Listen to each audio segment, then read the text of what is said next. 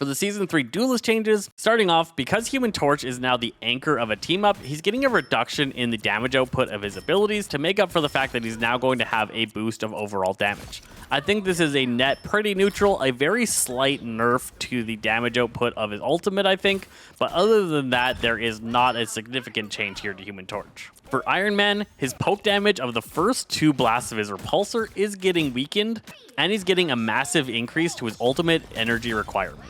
This is going to make it so that poking Iron Man just doesn't feel as oppressive, and he needs to play a little bit more into the Unibeam to be at his maximum effectiveness. For Mr. Fantastic, we're seeing 50 HP being shaved off of his enlarged sides HP pool. This is a high-end balance change more than it is a low-end one. We're going to see Mr. Fantastic players complaining a lot about this, as last time that they changed the HP pool that he receives, he is continuing to be a problem and is just so tanky and so survivable. So this is just a straight-up nerf. For Namor, I'm loving the changes. They are increasing the speed of both his primary and secondary fire, so it's going to be easier for him to successfully land those on targets. It can be super frustrating playing a long-range sniper with such a slow projectile that it is a pain in the butt to hit any target that is doing active movement.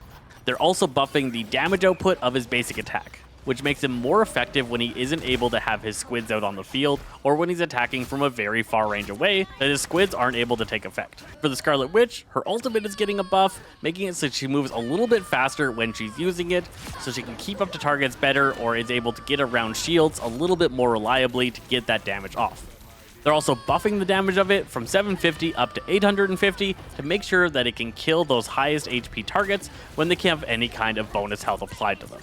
For SpiderMan, he's no longer a team-up anchor, so he's losing that team-up anchor bonus of 5% damage, so they're buffing up the damage of all his abilities so that he still has the same level of bite that he had before. For Punisher, his culling turret is getting a hit, and it's just not going to deal as much damage. Also, his ultimate energy requirement is going up about 10%, making it so he can't get as many of his final judgments off. Both these changes should just make it quite a bit harder for him to just culling turret at the start of the fight, get a bunch of ult charge, and then wipe the enemy team before anybody has any kind of reliable answer against that damage output. For Winter Soldier, he's going to be doing more damage now when he's going past 40 meters, getting 10% less damage reduction from his basic attack when he's firing at that really long range. Winter Soldier players definitely feel ineffective from long range, and they're going to be liking this change, but it's really going to frustrate me that that pistol is doing so much damage so far away. For Wolverine, his leap is getting a bit of a change.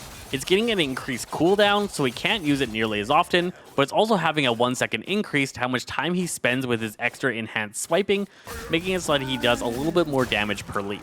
This, combined with the team-up, is going to make him still be a really powerful character. I still think it's going to be a problem, but I'm glad they at least did something to reduce it.